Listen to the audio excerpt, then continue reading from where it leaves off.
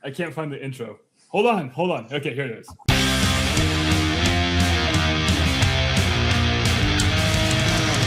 There are thousands of Disney podcasts on the internet, and this is one of them. I'm Jake. I'm Josh. I'm Jordan. And you're listening to... I'm Ryan. Mutineers!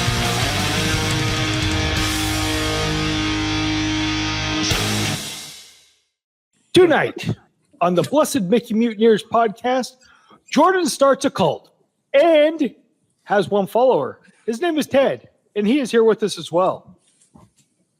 We each come armed with our top 4 Star Wars moments. May the Mickey Mutineers be with you always. And also with you. Jake, it's been well over a year. Yeah, no, we're workshopping a new intro, Ryan. So Ted, Ryan's the newest member, and I had to squeeze him into the intro somewhere. Yeah, he just gets photoshopped in there. That's fine. You literally made an entire episode based on It's a Wonderful Life for me, but you can't make a new intro? You got to give me a time limit. If you just let me... Hold on. Ryan, in fairness, I asked Jake to make an art piece for me in the year 2024, maybe 2023, and I just got it like 2 months ago. So you got some time. So, you got some time, buddy. Jordan, here's 3 years? I paid Jake to make an art piece for me and got it in 2 weeks. Hold on. Oh, is that the secret? I didn't pay him. Ted, if you want some art from me, I can get it to you in 5 years or less. That's pretty good. It's a pretty good deal these days. Yeah. Also, in all fairness to Josh, last year I went to Epcot and got him one of the Epcot mugs from Starbucks. It's in my kitchen. Yeah. It's right Hey, there. Jake, remember where I got you that Figment poster? Oh, yeah. Yeah, I sent it to you the next day after I bought it. Remember when I got you that just Figment ordered it Funko out Pop? the kiosk and shipped it straight to you. Hey, Josh, remember when you went to Buc-ee's Wait. and you said, does anyone want anything? And I said, get me some beaver nuggets as a joke, and then you got me beaver nuggets? I never gave them to you. I ate them. Yeah. I think I told you I don't actually want those. Oh, yeah, that's why I ate them. I remember now. There it is. Oh, no. So does anybody want anything from California? Beaver nuggets. Do they have any of those precedented times out there? Because I could use some of those. No. No. No. Yeah, but they're in the Castro district. They got burning warehouses now. That's new. Ooh. Oh, Those? oh, I could go to the Palantir warehouse. Hey, can you bring me back like an entire In-N-Out? No, It's just like I walk into crimes. Ted, Josh is bringing back something for everyone. You want anything? Beaver It's nuggets. going to be a Palantir No. warehouse. Hey, Josh, get me beaver nuggets just like Ted, but make mine animal style. I'm not going to In-N-Out. It's overrated. We don't have an episode to get into that. We can cancel this one. Just talk. I also like how and Ted, I'm not sure if you've ever been to an In-N-Out, but I've never been. I have But I 2 feel kids. like the majority of us have not been, and Josh is like dropping hot takes, expecting pushback, and we're just like, It's we not don't a hot fucking know. It's common knowledge that In-N-Out's overrated. It's not common knowledge.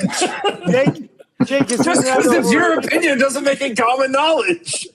It's common to him. Jake, is Yeah, In-N-Out it's overrated? common to the man who's speaking into a slipper. Yeah. What are you gonna do? Question him? Yeah, Yeah. this is the slipper of authority. God damn it! Slipper of Authority is my new band name. Slipper of Authority is the episode title. Holy shit. So welcome in, Ted. Sure. Yeah. Bring me on now. Yeah. Anyway, Ted, you want to drive this while we all go out to In-N-Out? Or Bring me back I'll a slipper of authority and some beaver nuggets. Yeah, let's go. Deal. How about beaver nuggets inside of a slipper of authority? Oh, that's awesome. It's the weirdest That's popcorn bucket. I think that's the Big Lebowski 2 popcorn bucket.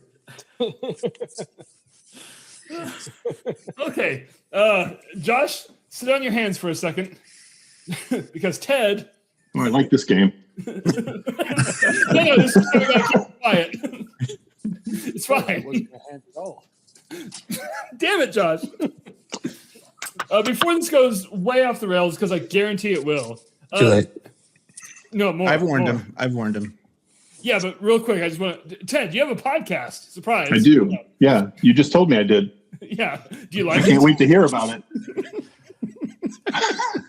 Yeah, Jake, what can you tell us about Ted's podcast? Yeah, go ahead. Go ahead. Well, I was What's listening to it today. Uh-oh. Oh, God. Okay, so I one person an apology. No, I have the Force, of course. I did that for 2 years solo, and a show by yourself, guys, sucks. Don't do it. It's true. Don't do it. And I had my kids on as guests here and there, and they really liked it. And they grew up with Star Wars because it was always in the house. So I asked them if they wanted to hop in, and they did. And when I say kids, they're in their 20s. I don't have kids. I have people. So they're in their 20s.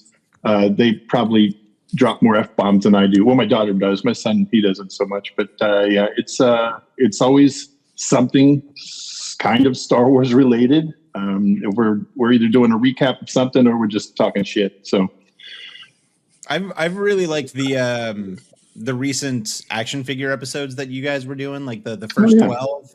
Yeah. Yeah, and then I like how you had Andrew and Lauren create figures for Mandalorian. Yeah, for Mando season 1. That's going to be a hell of a package when all those mail-aways show up. Jesus, them in the mail-aways. I don't think they understand.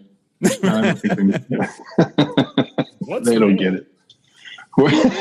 There is that, yes. That's what I sent you guys so you could be here tonight. That was mail. I appreciate that. Yeah, we're about to hit our 6th year, almost at 200 episodes, because I don't do them. I used to do them weekly, but work kind of pulls me away, so I do them when I can at this point. Yeah, weekly's hard. We used to do weekly too, and Yeah.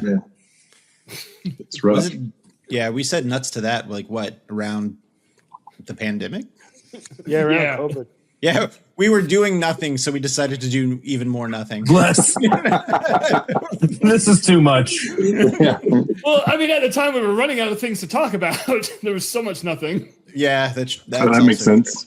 Yeah, there was Isn't kind of that- nothing happening. I feel like I that's don't when the remember any of disaster that. hour really rose to prominence. Oh yeah, we leaned hard into the disaster hour. We had to create a whole other show where we just had to get the sillies out. Yeah. Sillies often are very serious. I mean, that's my secret cap. Every episode's a disaster hour, but okay. Yeah. Ronnie, I'm don't say the pretty quiet sure part out loud. Every episode I'm on is a disaster hour. That's every episode. It's true. Every hour of my life is a disaster hour. So yeah, Ted, it was kind of the same thing with us. Like me and Josh down there, we're brothers, and we were running the show, and then every now and then Jordan would come on as a guest. And then one time he didn't leave. Oh. He's still here. I was Okay, actually held awesome. against my will. Ted, if you could actually break me out. No. that'd be It great. was The totally key, the willingly? key is No, under the just- mat. No, hold on. He's Round the joking, Ted. Don't listen to him. He's Jake such and a Jordan. cheater. I'm blinking twice Don't. because I'm in danger. Well, here's the problem, Ted. Here's what you don't know. I'm in Jordan's basement. So you got to bring us both out of this. Wow. Nobody has to bring anyone out of anything. We're all here having fun. This is for funsies, you guys. Jordan, show me on the doll where they're touching you. Don't do it, Jordan. Oh, no, not on the jetpack. No. Oh, no. Look, when he texts me and asks for a jetpack massage, I'm gonna give it to him. Uh-oh. Yeah. That's You're better not than the gonna give cactus someone a massage. jetpack massage. Oh. Better than the cactus massage. Ooh. Debatable. The friendly saguaro, he gives great massages. Hey, buddy. So also, when I was listening to Ted's show today, you did a lot of the riffing at the beginning of the show, just kind of catching up on things. Your daughter's teeth fell out. Yeah. And She got her wisdom teeth out, so that's what we. So it actually made me feel better. I was like, oh, we're not the only ones that just ramble off at the beginning and just. Nope. It's all warm up. It's all I thought preamble. Jake was gonna say it makes me feel better. I thought I was the only one whose wisdom teeth were falling out.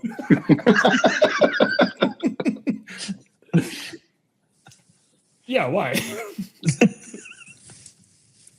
So anyway, that's the episode I listened to. It's a fair one. It's a pretty good assessment. So yeah, should we?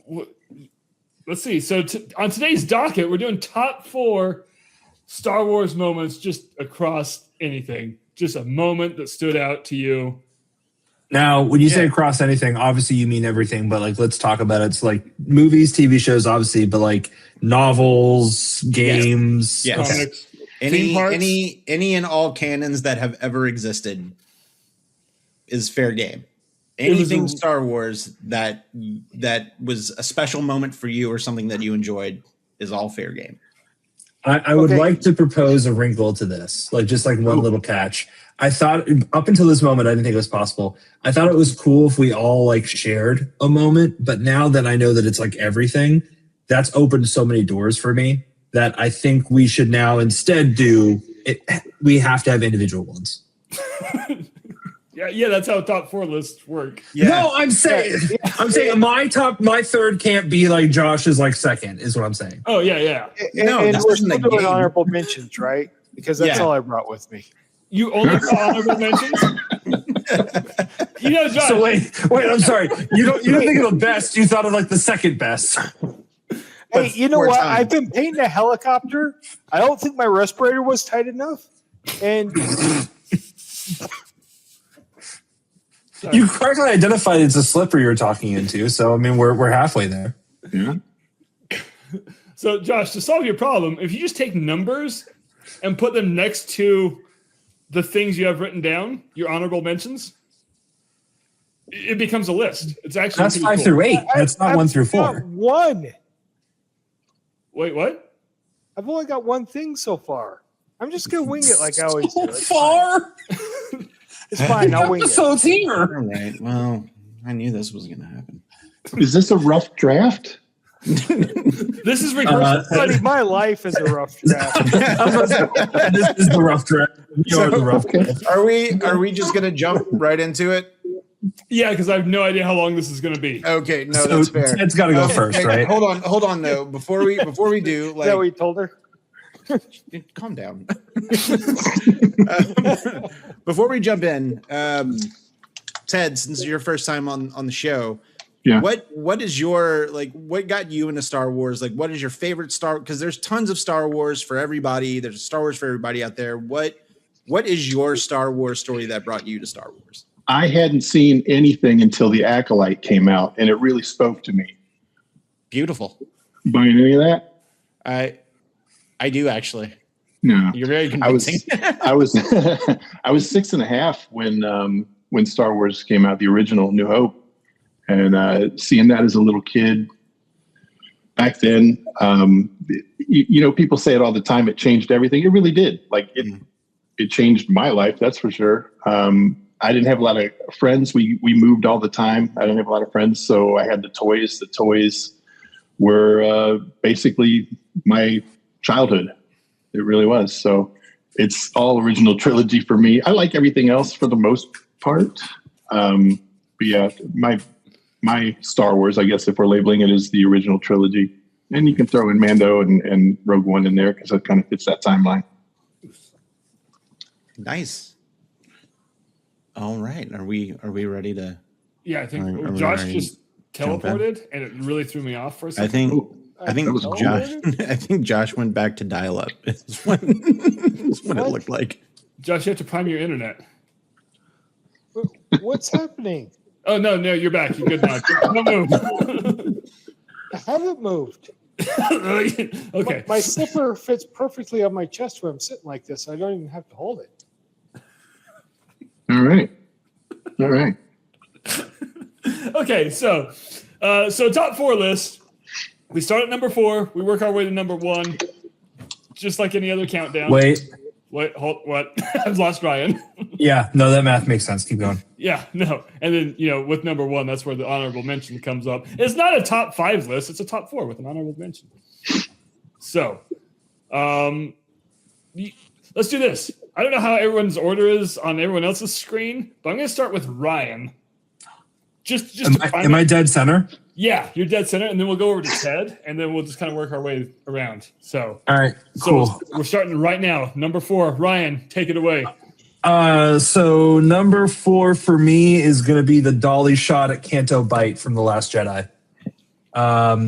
So this is the shot that mimics the 1927 film Wings, that goes right from a dolly zoom, like for over different tables, and people are panning out of the way. This was one of the first times for me when I was watching Star Wars where I was kind of like, oh, movies. Like, there's movies inside of Star Wars. That's cool. And I know Seven Samurai and everything is like in the core text of like New Hope and everything else, but that was one of the first things where I was like, that's so cool that like we're bringing like camera tricks back into Star Wars. Not the last time Last Jedi will show up here, but I loved that shot, and that was one of the things that like made me fall in love with Last Jedi. It was a good shot. It was a fantastic shot. Yeah, that was a good shot.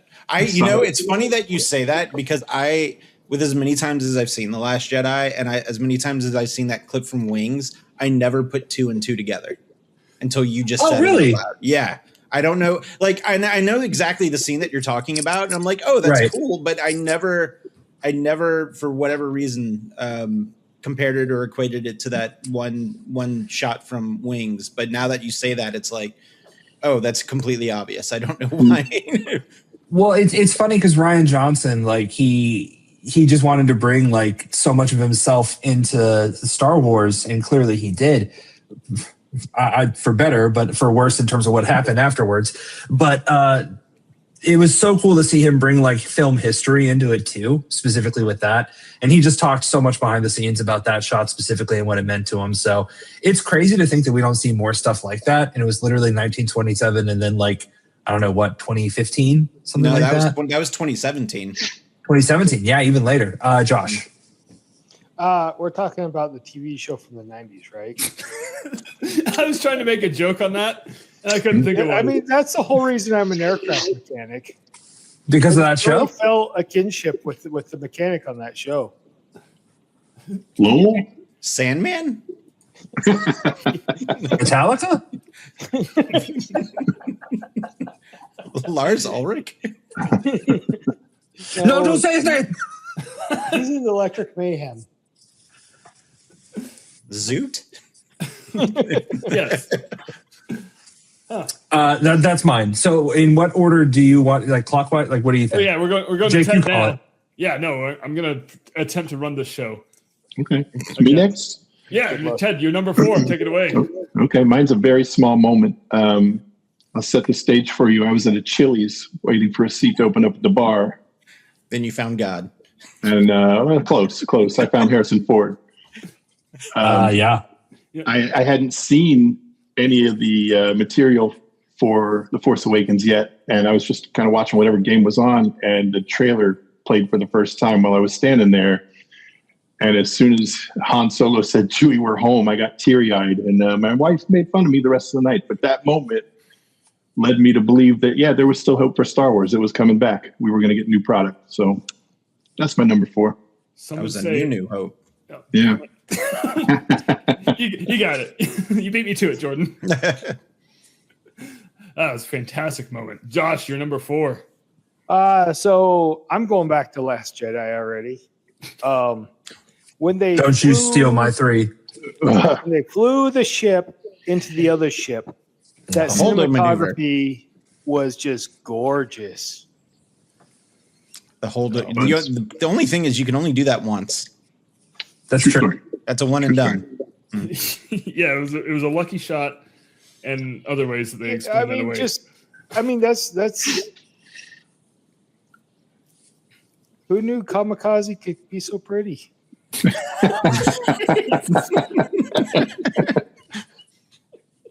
Also, I feel like that was like a solid like you've not seen that in other Star Wars movies, right? Like No. A lot of what Last Jedi is. yeah.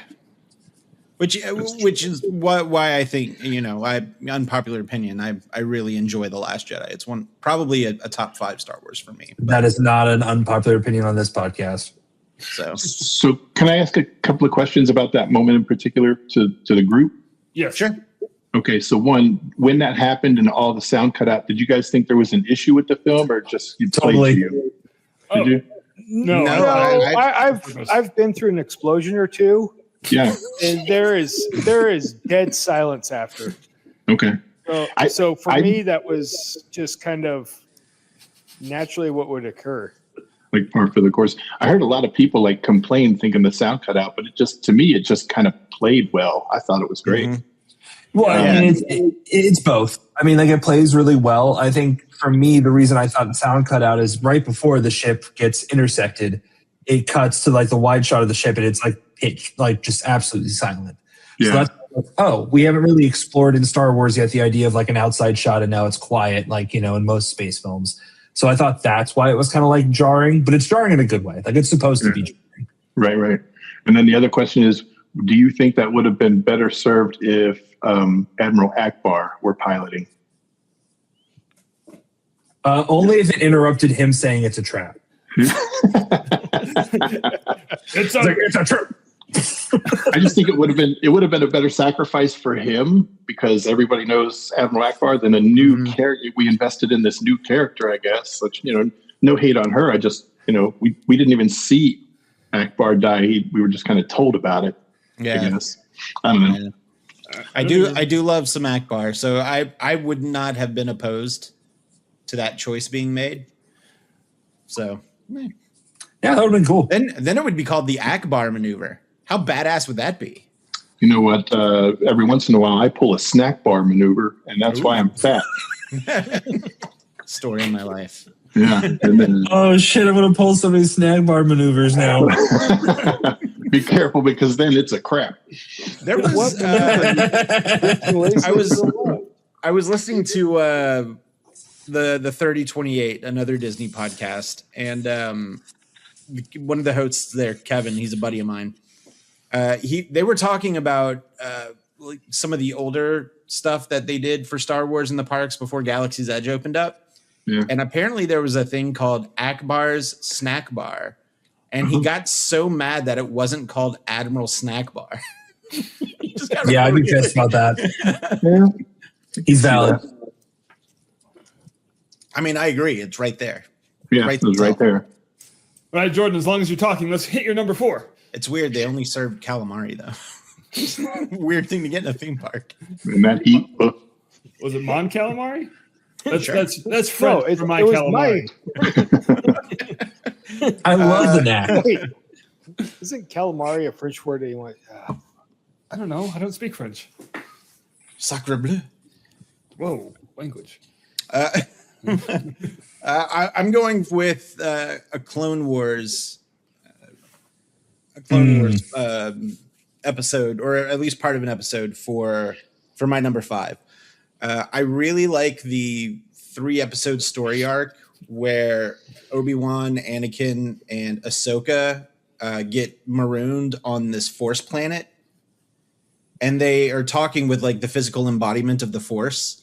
And Anakin's kind of going through his journey through this Force planet, and he sees his future and he sees what he becomes, and he actually sees that he becomes Darth Vader, and he's kind of just tearing himself down, or he's just breaking down because of it. And I can't remember exactly how it happened, but at the end of the story arc, whatever he ended up finding out gets erased from his memory. Yeah. And he doesn't. But there was this really cool scene of him like having this mental breakdown. He was on his knees, and then this almost like a spectral or smoky shape of Vader's helmet just appears right over his head. Yeah. And he's like battling with that. And I just thought it was very cool imagery. And then of course you're like, oh no, how he knows now. How is this gonna? And then his mind gets wiped, and you're like, oh, he could have not become that. but we know how the story goes. Would that have stopped him? What's that? You think that would have stopped him?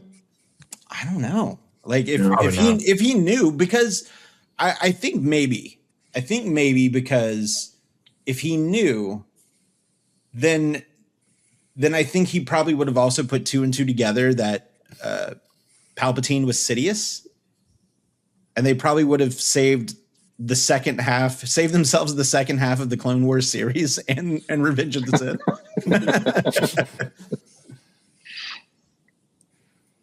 So that's my number 5. One day I'm gonna watch that show. 4. Yeah, those are number 4. That was my number 4. Sorry. All right. It's like shouldn't need to think of another one. Oh, okay. Speaking of thinking of another one, I lost my list. Okay, so my number 4. We're going back to the mid 1990s. When a little game called Shadows of the Empire came out on the Nintendo 64. Yes. The Battle of Hoth level, when you successfully took down your first AT-AT, Oh my God. Mm-hmm. Just the rush of endorphins in that moment. Yeah. Josh, you were there. Yeah, I played that game. I loved it. Yeah, that was a shining moment, because when the Nintendo 64 came out, you're like, these graphics are mind-blowing. And I was flying that snowspeeder, and I took down that AT-AT, and it took 100 tries to finally get it. Well, you know, I used to think that that combat on the Atari, the graphics for that were mind-blowing too. So. I'm driving a real tank here. Hold on, I need to look up what combat. Oh my gosh! Don't look it up. Those aren't even tanks; they're H's with boners. Well, then I really was driving a tank.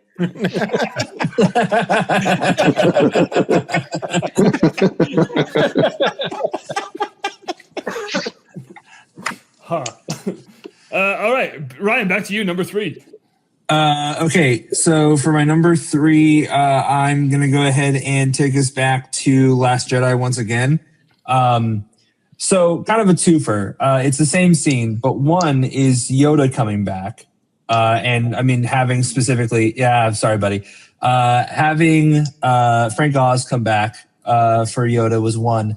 But then what Yoda actually does of burning the Jedi Temple, or the books at least, that was like, for me, that was when I fully accepted Last Jedi. I was like, great. Like, this was the true Empire. The true Empire is like, this is all dark and this is wrong. And like, this is not what we expect. And that's kind of what we want from a movie like this. So I loved the return of that character, the return of that actor, really. And then just the twist in that, which I thought was remarkable. Well, I have stuff to add to that, but I'll wait till I get to it on my list. Yeah, I do want to point out that when that movie came out, Jordan rode the high from that scene for like a solid. Oh, I remember 4 months. Wow. Mm-hmm. And no slam on Jordan, because he wasn't wrong. But like, I see that scene, and Jordan's what comes to mind. So there you go, Jordan. I like Chaos Agent Yoda.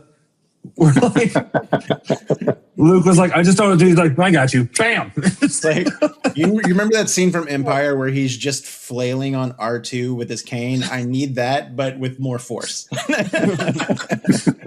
He didn't burn the books. Ray stole them. That's right. Spoiler alert.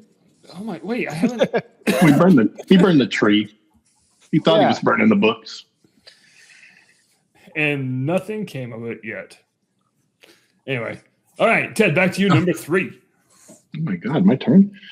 I'm going to go to Darth Maul's reveal on Feed. Just something about that moment when Duel of the Fates kicks in, and you see his face. He looks so evil, dude. And I know the movie's disappointing, but that part, every time I see it, I'm like, oh, hell yes, what a villain. Can we get some more? Mm-hmm. 2 episodes every Monday. I feel like,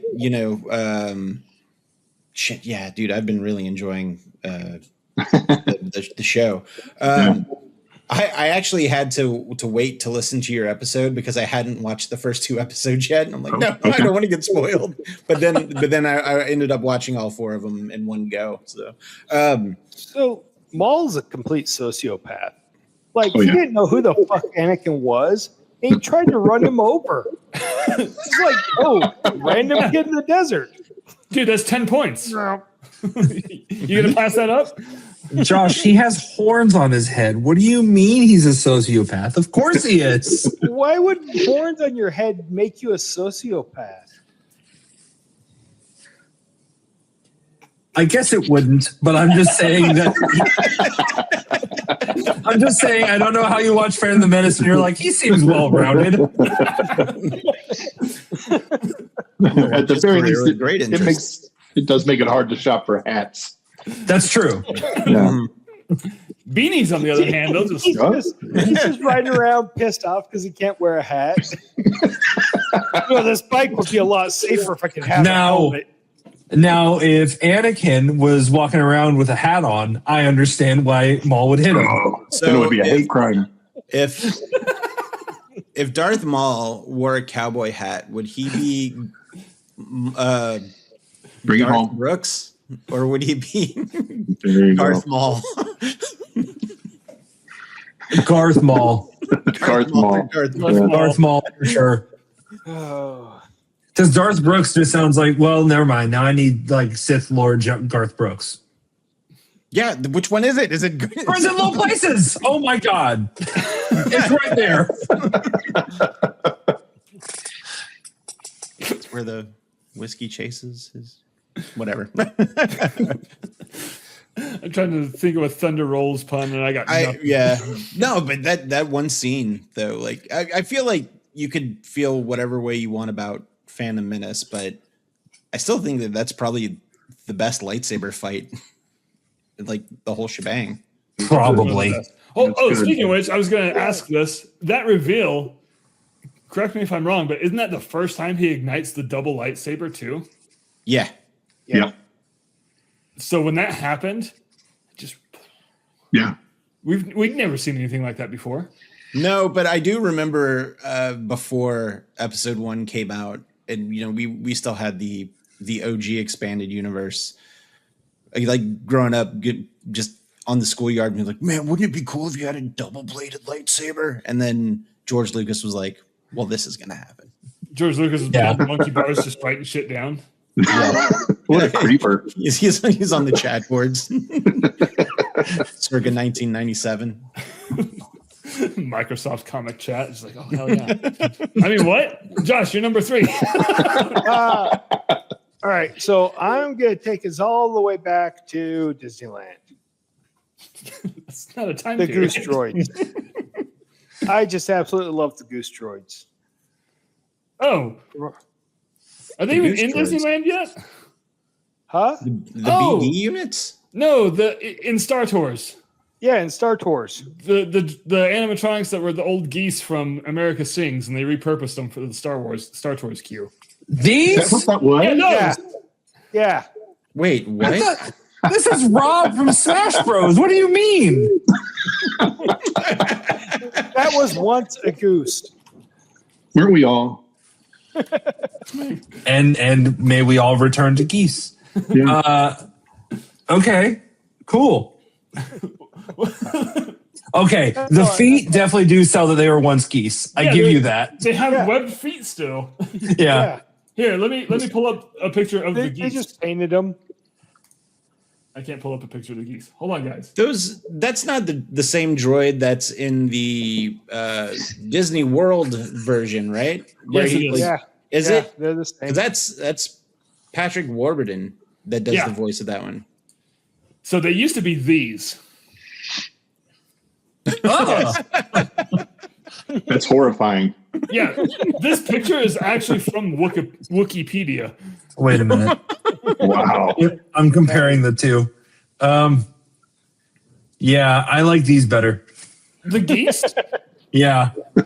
They should just have the geese in the line for Star Tours. Fucking why not? Singing to us.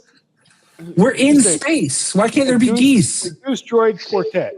There's ducks on Naboo. Yeah, what's a duck? So yeah, I mean, there's fucking mallards in New Zealand. They don't belong there. hold on. Okay, no, I'm sorry. For anyone who missed, Jake and Ted make the exact same face at the same time. That fucking killed me. I'm just saying, ducks get around, man. Hold on, Josh. Do you think New Zealand is a planet from Star Wars? It might as well be. Okay, good. I'm glad we That's fair. crossed this bridge. Jordan, number 3. Just gonna Number put it up 3. there. All right. I'm going with the B. Arthur musical number from the holiday special. Oh my God. Cook Oh on them. my God. All right, bring it home. Why? Because, all right, listen, Ted, this is what you got to know about me. Is the holiday special awful? No. Oh, damn it. Yes. Do I love it? Also, yes. Okay. It's no, because fucking it's B. Arthur singing in a she's a cantina bartender. And she's just having this wild musical number with the cantina band as the Empire imposes a curfew on the star system. That's fair. That's fair. Listen, if I really don't think you could find B. Arthur singing in any other piece of Star Wars media. This is the only place it fits, and I'm here for it. So I don't remember this, but I really hope she's singing like Fairy Tale of New York. Yeah, I think she was. I think she was singing "Thank you for being a Sith," but Wow. it was close. Wow. Nice. Do you think it would have been better if like Rue McClanahan and Betty White were there too, or like do you think it was better as a one-off? Listen, if all of the Golden Girls were there, would have been great, but this would have been filmed before Golden Girls was a thing. So That's true. The Golden Girls should have been there as the Cantina band. You know what? I'm going to say the Golden Girls is a I feel spin-off like- of the holiday special. You Canon now. can't prove it's not. Right? It's canon. Yeah. I mean, B. Arthur, both of them. yeah. Wait,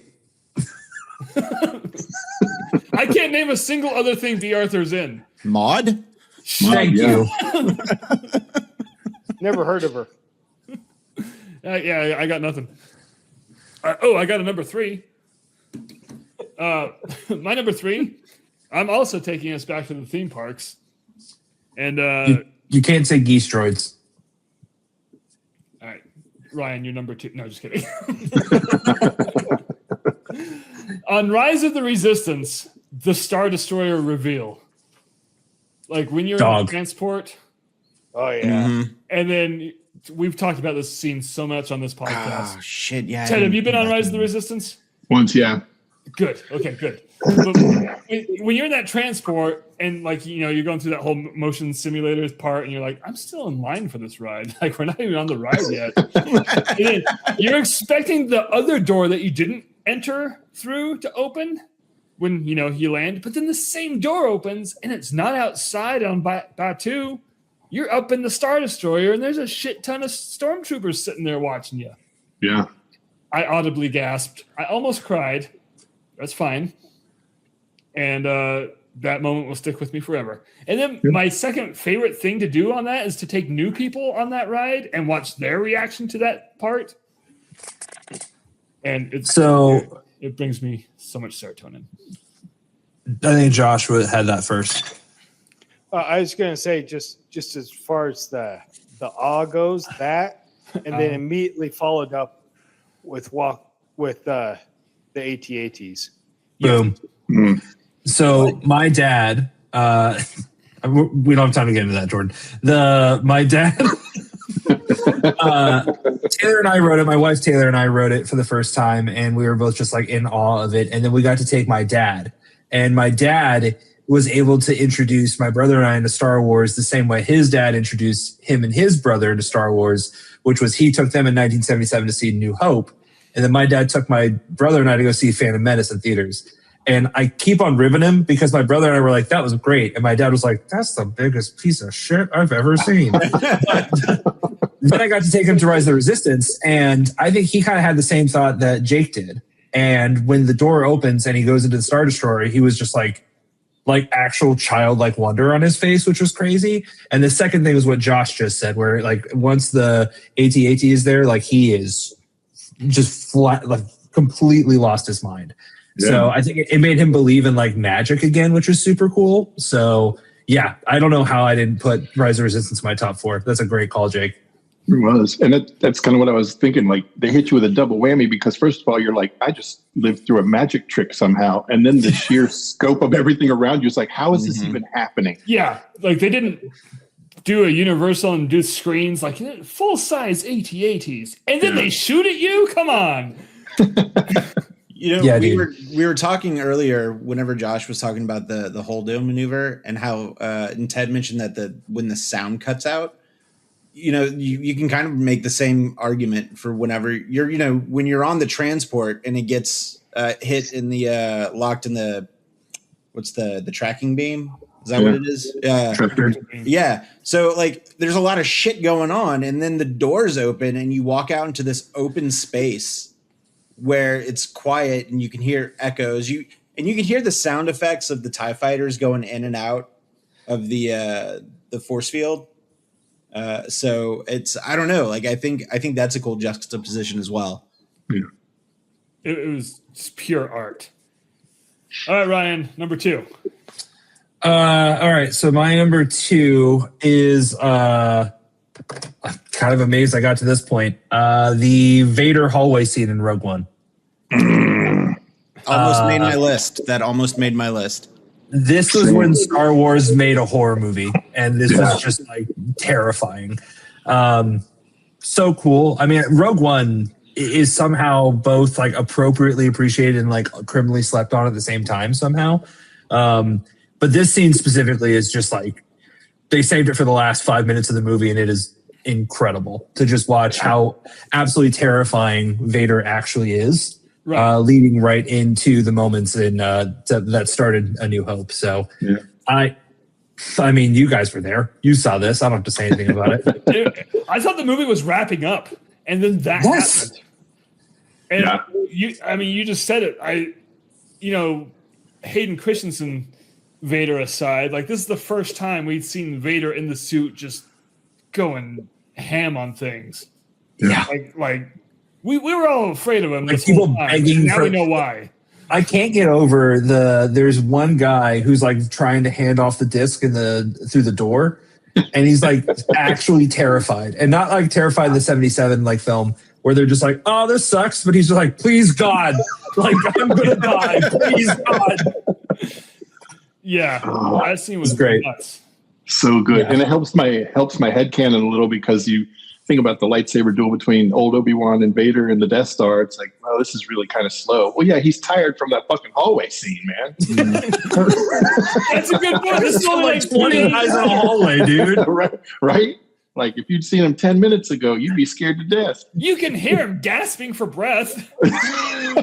Well, and it didn't make my list. It's an honorable mention. We'll get to that later. But, like, also in The Force Awakens, one of the final scenes, I guess the final boss fight of the game, is Vader. And, like, Vader just pops up. And you have this incredible fight with him. And it was kind of like the same idea where I was like, I have to face this guy? Like, I'm dead. Like, what if the end of that game was he defeats you and kills you? And you're like, oh, I lost. But then, like... you escape because you're not going to win. You're just like, get me out of here. Yeah. I lost. Of course I did. Yeah, I know. But losing was winning in that game. All right. Credits. Oh, man.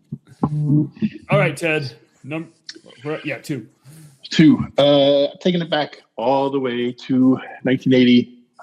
The Empire Strikes Back, the carbon freeze chamber scene, the whole scene, like not just the I love you, I know, there's that, of course, but the color palette, the blue and the orange, just, I don't know what it is. I can't stop looking at it. The reflections off the stormtrooper helmets, Vader and Fett together, the whole thing, like that whole scene, it just, I cannot look away when that's on. Like sometimes I'll just look at that for a while. It's such a good scene and such a. Jake, are you in a carbonite chamber right now? When he said phones, I was like, wait, it's my color palette right now. And also, yes, A little bit of Josh's too. yeah. A little, That's just shitty lighting. Somebody tell me that they love me. I know. Please? Anyone? Please. He said, please. I just want to hear it. Oh, hey, I got that tattoo. Oh, what's that? I don't know what we're looking at here. Yeah, because of your shitty lighting, we can't see it. My tattoo on my finger says I know. My wife's got one on hers that says I love you. Oh, that's cool. Cool. Now say it to me. No. I know.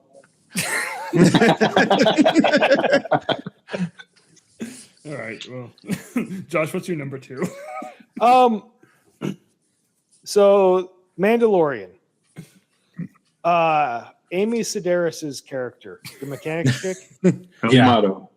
Yep. admitting that she went down on a Jawa.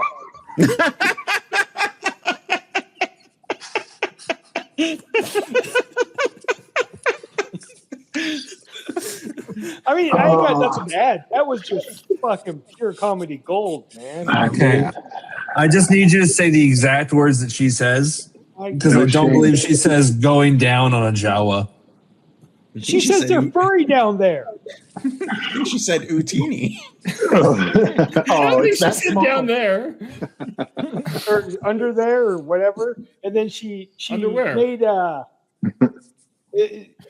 the face she made just kind of insinuated a lot. But then again, I was probably drunk when I watched it. Yeah, there it is. No. He's right. He definitely went down on a Jawa. And I'm just happy that this moment stood out to Josh as one of his top 4. Yeah, It made me laugh so What part hard. of Star Wars do you love? Jawa sex. Yeah. So just to Who recap doesn't? so far, Josh, just recap. Number 3 was the geese droids. Yeah. And number 2 was Amy Sedaris going down on a Jawa. I like how Josh's favorite moment was an animatronic. Dude, when I will go every time standby on Star Tours just so I can see those fucking droids. Can you spoil this for me at least, Josh? The one moment that you came to this podcast with, was that 4 or is that 1? What? Or was that Amy Sedaris going down on a Jawa? Was that the one you brought to the table? No, it's my honorable mention. We're not even do those yet. That's right. He came right. with the honorable mention. That's right. Yeah. He's making up the floor better than that on the spot. And the fact that we haven't heard it yet, but we've heard all this other stuff. It's interesting. I'm here for it. Hell yeah. Cool. The Jawa came with the honorable mention too. I'm sorry. Wow. Jordan, number 2. Oh, there's a joke there somewhere. All right, so we're gonna loop back around to what Ryan said. My number 2 is the Yoda scene from The Last Jedi, and I know Ryan, you specifically said that something that stood out for you was just how chaotic it was, and how Yoda, destroyed the Jedi Temple, and allegedly thought he also destroyed the texts, right? My favorite part about that scene is, I have 2. Yoda is my favorite Star Wars character of all time, Master Yoda, and the fact that he showed up to continue to teach Luke Skywalker something, even though Luke, in his older age, and had grown.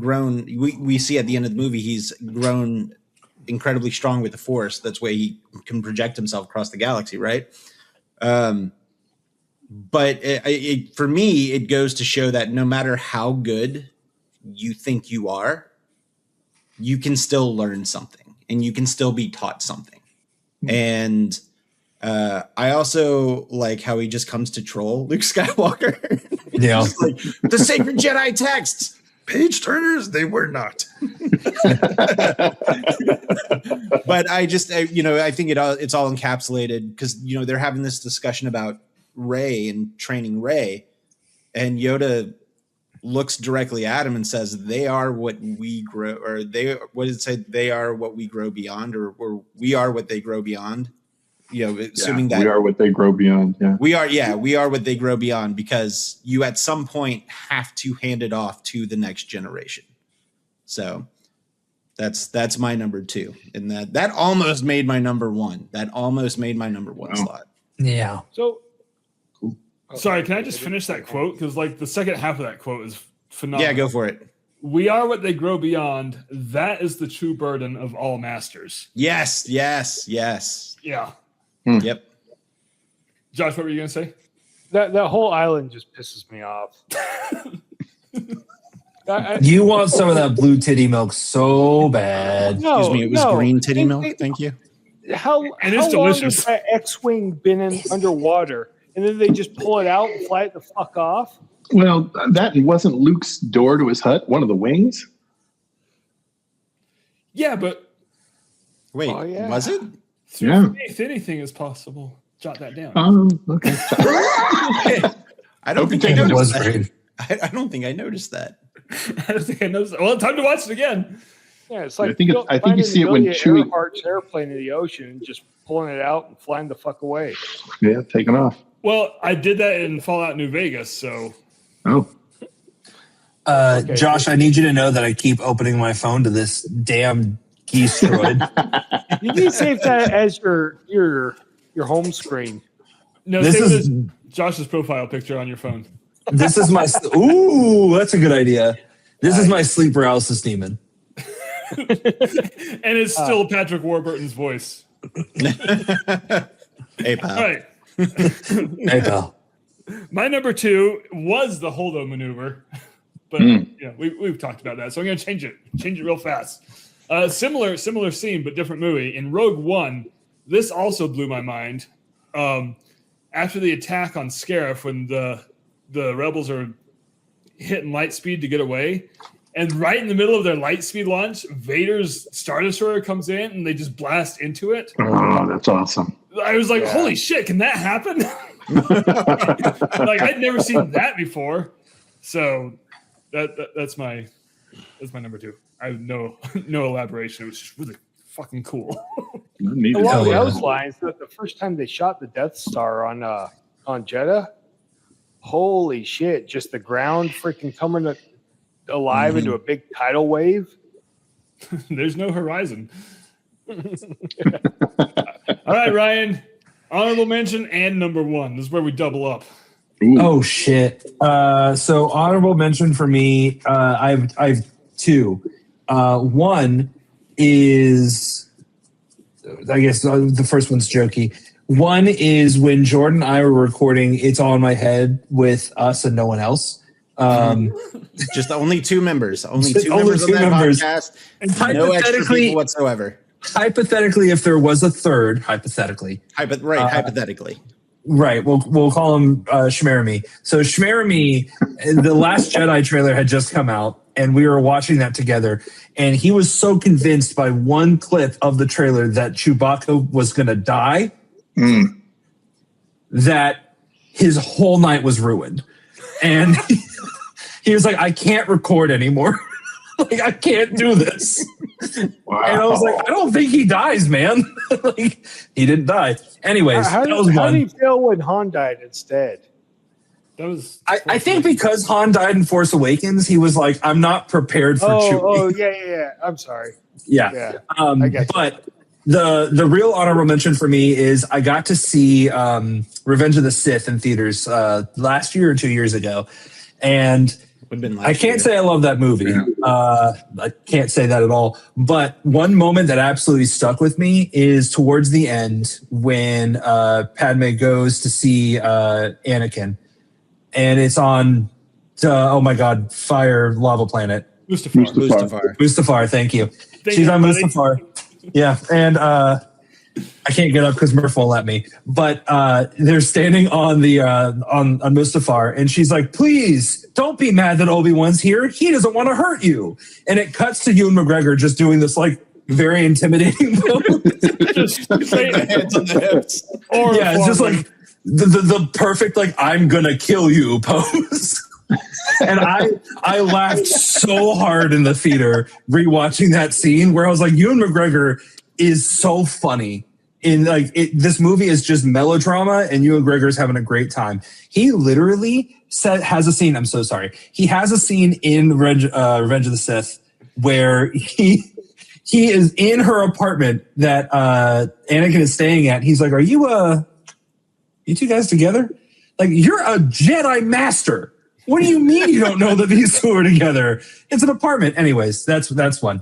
My number one for me is got to be when I saw The Force Awakens in theater and the opening crawl hits. I wasn't able to be in a theater I wasn't able to be in a theater for the original trilogy. I wasn't able to be an adult and watch the prequel trilogy. But when the sequel trilogy came out and saw it in theaters and that opening crawl hits, that was just like, you're with your people. Like, that's community. That's like, you're with nerds. You're in a safe space. That was like unreal to be a part of that. There was cheering. There was cheering. Yep. You know what's so funny? I don't know if you guys had a similar experience. Same thing with Last Jedi, but when Return of the Skywalker came out, Rise of Skywalker, sorry, keep doing that. When Rise of Skywalker came out, no one said anything for the crawl. And I think it's because people figured it was the last time they would see it. So I don't know if you guys experienced that, but it was loud for the first two, and then for Rise, nothing. Just soaked it in. Yep. And so far they've been right. They were probably trying to figure out how the dead speak. The dead speak. The dead speak. I literally just watched a TikTok earlier today of Oscar Isaacs being asked about that, and he was like, "Reshoots." That's all he said. He's like, "That was a reshoot." Yeah. I think next episode we need to do a top 4 worst Star Wars moments. Oh. I can get down with that. Oh yeah. Let's put a pin in that one. Ted, you're coming back for that one. Okay, I'll be here. Speaking of Ted, I was going to say it's my turn. Sorry. Yeah. My honorable mention. My honorable mention is kind of broad. It's any incarnation of Order 66. Whether it's in Clone Wars or Revenge of the Sith or anything, like at the beginning of the Bad Batch, any mention of it, any scene I can get, like it kind of hits, kind of hurts. Yeah. But then you think you got them all. Then you see Luke in A New Hope, and he's like the last of the dying breed. But then, okay, Ahsoka's out there, Cal Kestis is out, everybody's out there. Like, okay, clearly they didn't get them all. That's my honorable mention. My number one kind of ties into yours. It's the opening scene from A New Hope. Like, when that Star Destroyer came overhead, people were gasping. They didn't know what they were seeing. And it just kept coming, Like, it was kind of jarring like that. But wow, just, that in the trench run, those were two scenes from that movie that people, like, they didn't understand how it was happening to them. Yeah. But, those scenes are wild. Yeah. Thankfully they happened. It changed the entire industry too. Yeah. Just changed, I don't know, everything. It's fine. So wait, didn't all the movies from the original trilogy open up with a Star Destroyer? Yes. Hold on. Empire was the it was the Super Star Destroyer. And Jedi was the shuttle. Yeah, the shuttle. Yeah. Well, I never made that connection. That first one was super freaking dramatic, man. Man, it really was. And like the laser, everything about it. So, Dad, to your honorable mention of the final season of Clone Wars. Yes. Order 66, when Ahsoka buries her whole squadron. Yeah. That was a little rough. The last 2 episodes, like because it kind of played hand in hand with Revenge of the Sith. Like, you could kind of feel how things were progressing in the movie as you're watching the Clone Wars. Man. Yeah. Yep. Good stuff. All right, Josh, what do you got? Okay. So, honorable mention. This is the one he's been waiting for. Luke and Leia are the worst twins ever. You made out with your sister, man. You would bring Eurotrip into this. To be fair, she brought it on both times. Yes, she did. True. Yeah. This is true. And then number 1, Maul's death in Rebels. That almost made my list too. That almost made my list as well. Struck so hard. Have you seen the breakdowns of that scene of like the different poses that Obi-Wan goes through? Yeah. Like so much love and thought was put into that, and it was nuts. Well, in like, I don't know. It's like Maul's a bad guy, but he's not really a bad guy. All right, easy there, Nicky.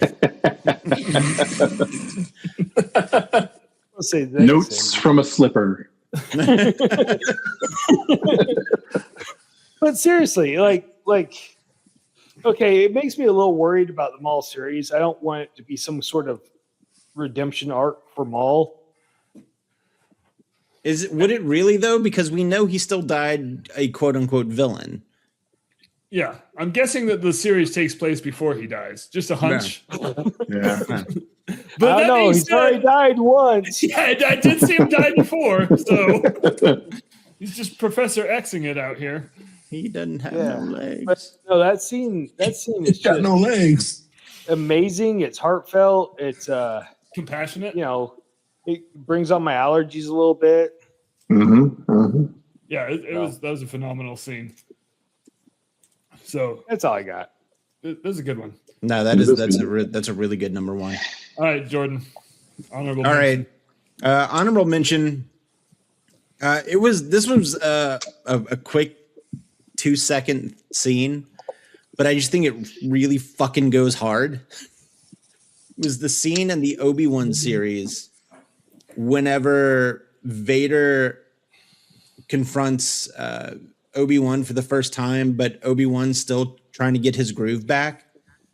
So they're fighting in the dark in the desert, and they knock over this, I guess, some kind of like piece of equipment, and it leaks oil.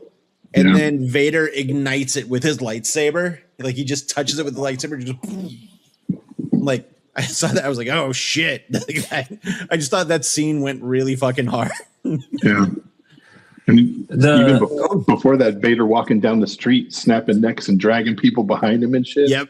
That's reminiscent of the hallway scene from Rogue One. Like Vader was evil as fuck. Yeah. The final scene between Obi-Wan and Anakin Vader in the Obi-Wan series is also kind of like, it's pretty memorable. Like I remember having a really good time with that final sequence. The show as a whole, it's fine. But that sequence was great. To that point, I liked that scene a lot too. But for my number 1, I liked it when they did it in Rebels first. So the season finale of season 2 of Rebels. Yeah. So and this also kind of goes into what we were talking about a second ago, but it's my number 1 is actually a combination of that Ahsoka in that last scene, or in that scene, Order 66 scene of Clone Wars.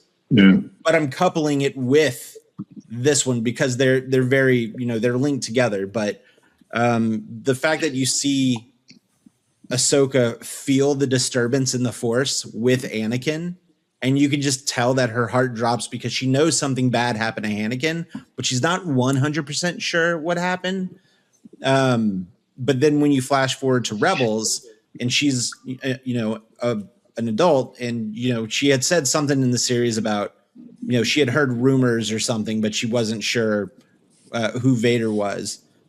But that one scene, whenever they're in the temple underground trying to get the holocron, and Vader shows up, and Ahsoka jumps in, and they're having that lightsaber battle, and she smacks the side of his helmet, and she sees Anakin underneath, but with the yellow eye.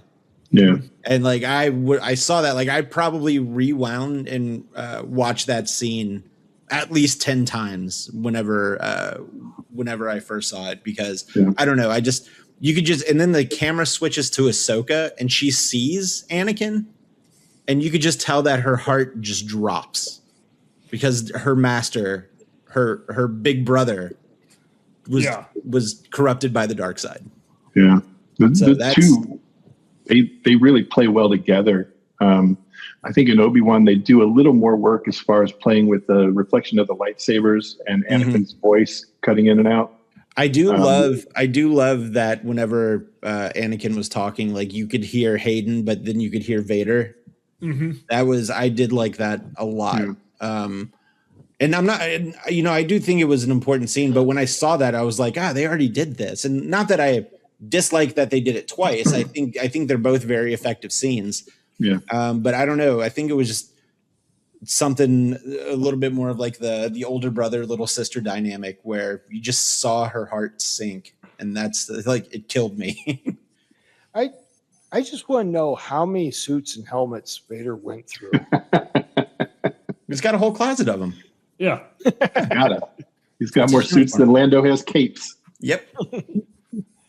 I mean, how else is he going to pull off all that merchandising? You need a new suit each time. New suit, new toy. That's right. As is the Star Wars way. All right, so my honorable mention, it was a moment I had back in 2015. This was, so when The Force Awakens came out, went and saw opening night. Fantastic. Loved it. My kid at the time was 4 years old, so I was like, okay, I'm not taking him opening night, but let's, a week or two into it. Josh? Your kid at the time, like he's not your kid anymore? Well, he's my people now. Oh, okay. There you go. Yeah. Wrote that down. Now he's a boy. He's 15 and he's bigger than you.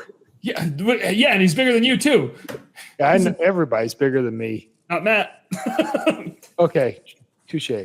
Anyway, so like a week or two into this movie's opening run, I was like, you know what? I'm going to take my 4-year-old to his first theatrical Star Wars movie because I mean we were pretty caught up for the most part, and this circles back to what Ted said about seeing the trailer and when Han Solo comes in and Chewie were home. So in that scene in the movie, I mean, people were still hyped about it. It got a huge cheer, like weeks into this was. And after the cheering died down, my kid, super loud, just goes, "Who's that?"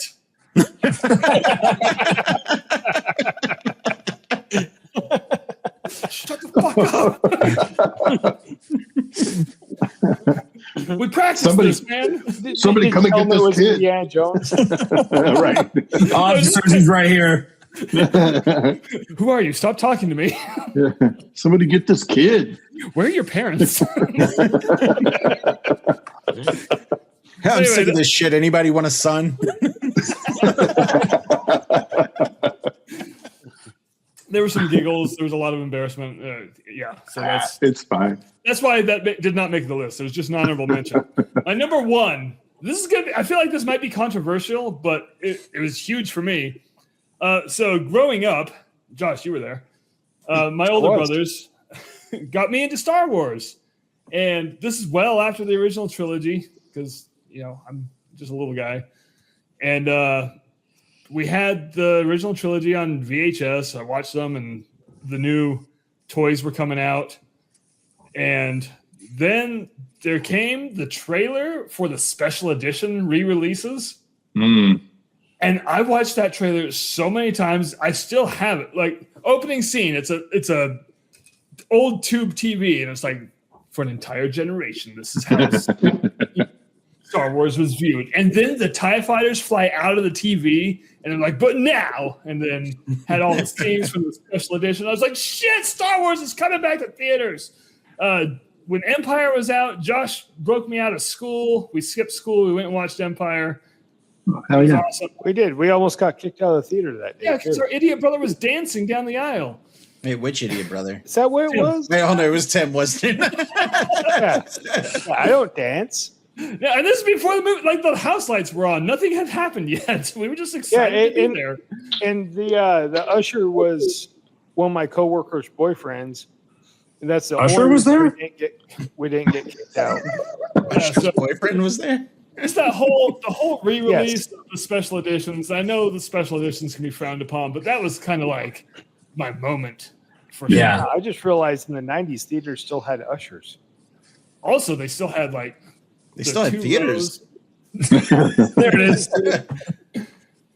And like they weren't stadium seating. You had to like look over the seat in front of you. Yeah, they were the incline. Yeah, They're all flat. it was Flat seating. There was a pulpit up front for some reason. That was weird.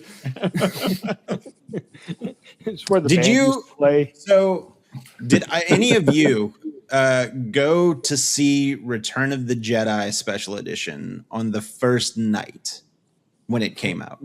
No, I Okay. saw all 3 of those when I was supposed to be in school. So, Ted, Yeah.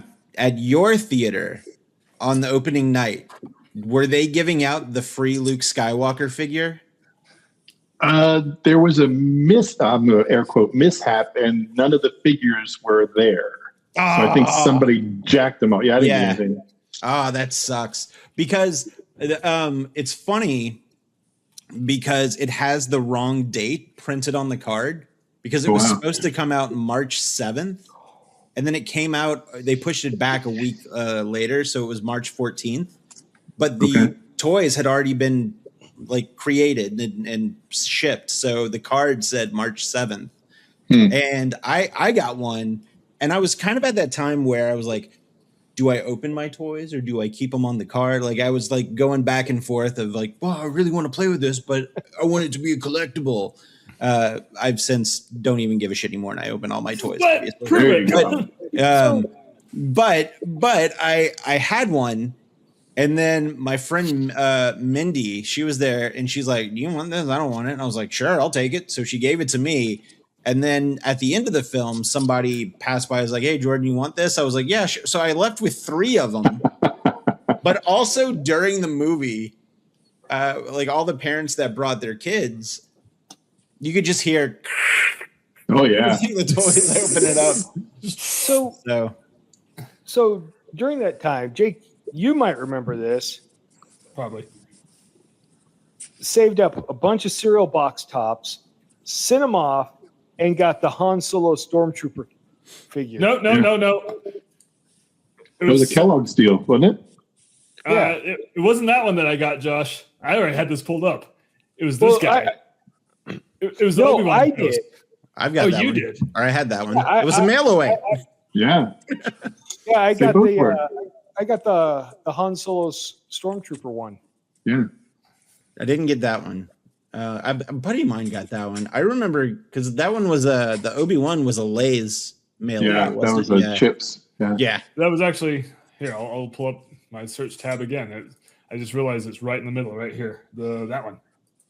Yep. There we go. Yeah. Yeah. Frito Lay. Yeah. That is a That one. broad chest. Damn. Yeah, that was also a very suggestive placement for the right hand. It's fine. It's fine, guys. It's normal. Wait, who's the comic book? Everything's great. How are you? Who's the comic book artist that does the big chests? Rob Liefeld. Rob Yeah, that's Liefeld, fine. yeah. And a tiny feet. Is that the Captain America one? Yeah. Yeah. Apparently, he designed this Han Solo Stormtrooper too. Those first couple of waves had a weird, like everybody was buff for some reason. It was terrible. God, it was terrible. The He-Man way. Yeah. Kinda, yeah, kinda. Because Darth Vader had muscles. And Leia, Leia had man face. Like Leia, she looked terrible. That poor girl. Like, how did that Twinkie farm boy? you know what Leia Speaking of looks like? figures with man face. You know the Leia figure looked like the woman from The Fifth Element that was supposed to be Bruce Willis's stand-in wife. Oh yes, yes. Oh Yes. yeah. I thought you were going to say the stunt double for Daphne Zuniga in Spaceballs.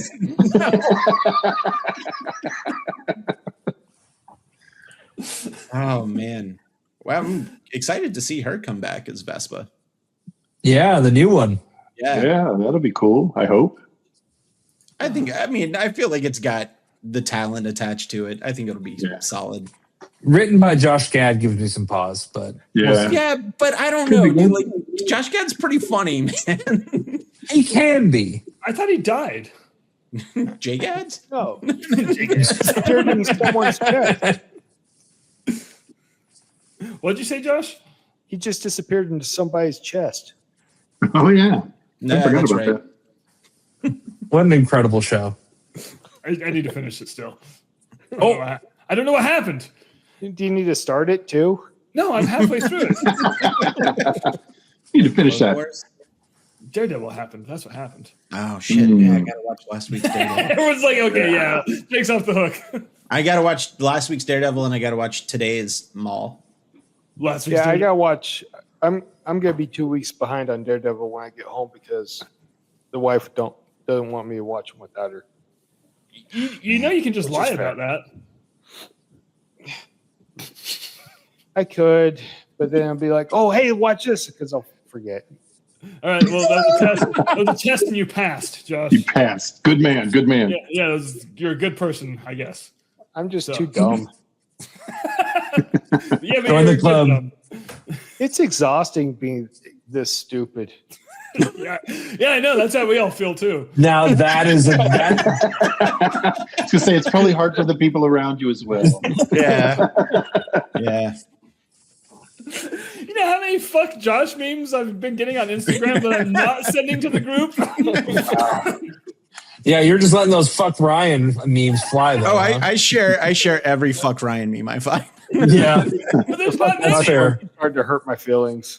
That's fair. We deserve it. Wait, Ryan's has had it too good for too long.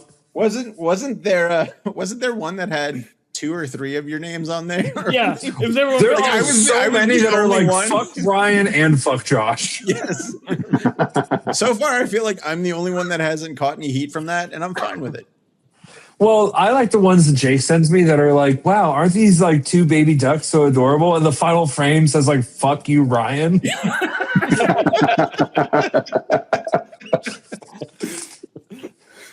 Is this the epilogue? Like, This is after hours. okay. Well, anyway, that's our Star Wars list, everybody. Yeah. Ted, thanks for Yay. joining us today. Thank you, Thanks Ted. for having me. We Thank don't you for get having guests me. very often. Thanks for coming on, man. Anytime. Jake. Seriously, I get so lonely at night. Me too, Jake. buddy. Jake, What? So did posture. Oh. Thank you. Someone reads the comments. Ted, where can all 2 people listening find you?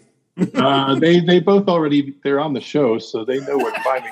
It's The Force, of course. Check us out. We're on Instagram and the Facebooks and all the things. Yeah, Force, of course. Anywhere you find your podcast, you're going to find us. Nice. I'm going to go through those. I'm so terrible at the social media part of this show. So I'm going to hunt you down now and be friends with you, whether you like it or Oh, not. that sounds good. Yeah. Yeah. Come on. So anyway, yeah, That's what again, happened to me. You hunted me down, decided to be my friend. you Hell were yeah. better. I didn't have a choice. Mom said I had to. Yeah. Why was Mom making me take you places? That was weird. You're like 7 years older than me. Oh, God. I can Like see how that I- conversation between mom and dad. We got to make him a friend. I was 12, driving her Mustang into town with Jake. That sounds awesome. That sounds awesome. Yeah. So anyway, you can also find Jordan over at Jordan Gasly on YouTube and TikTok and literally everywhere. Ryan, Once Upon a Time at the Oscars, man. Not man, but yeah, you got it. Yeah, all the links are down there. Ted, your link's going to be down there too. Hey, we're in the 1933s now, dog. We're cooking. And Yeah. you can find me and Ryan at the It's All in My Head podcast circa 2015. And that's it. Yep, just me and Ryan. Only Only us. me and Ryan. And Sometimes no one Griffin. else. Every once in a while, special Griffin appearance. And you can find Josh on the latest episode of What the Heck is Jake Talking About over at What the Heck is Jake Yeah. Talking About. Yeah, Through the power of puppetry, baby.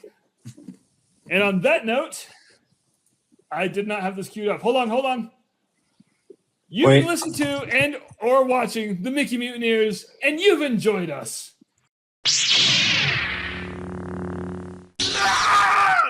Somebody tell me that they love me. I know. Please. Anyone? Please. He said, please.